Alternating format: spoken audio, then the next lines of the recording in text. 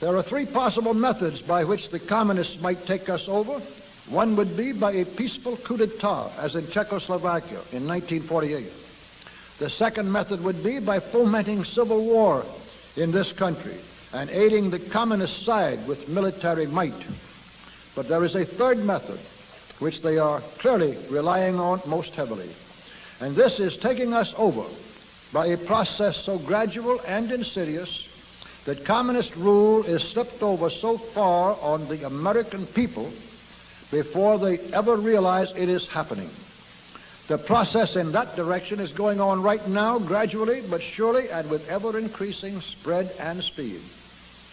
A part of that plan, of course, is to induce the gradual surrender of American sovereignty, piece by piece and step by step, to various international organizations, of which the United Nations is the outstanding but far from the only example.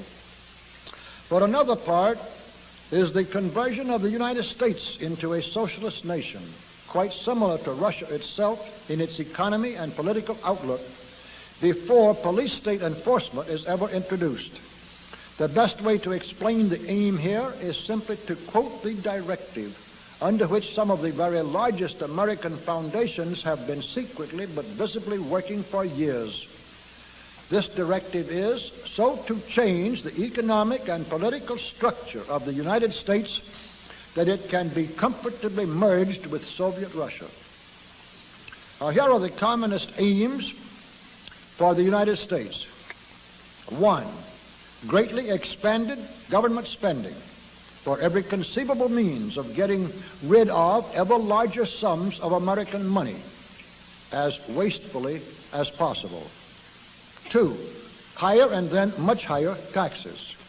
3, an increasingly unbalanced budget despite the higher taxes. 4, wild inflation of our currency. 5, government controls of prices, wages, and materials, supposedly to combat inflation. 6, greatly increased socialistic controls over every operation of our economy and every activity of our daily lives. This is to be accompanied naturally and automatically by a correspondingly huge increase in the size of our bureaucracy and in both the cost and reach of our domestic government. 7, far more centralization of power in Washington and the practical elimination of our state lines. There is a many-faceted drive at work to have our state lines eventually mean no more within the nation than our county lines do now within the states. 8, the steady advance of federal aid to and control over our educational system, leading to complete federalization of our public education.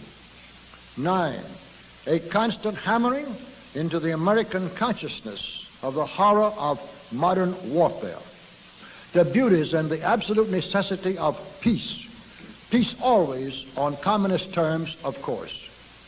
And 10, the consequent willingness of the American people to allow the steps of appeasement by our government which amount to a piecemeal surrender of the rest of the free world and of the United States itself.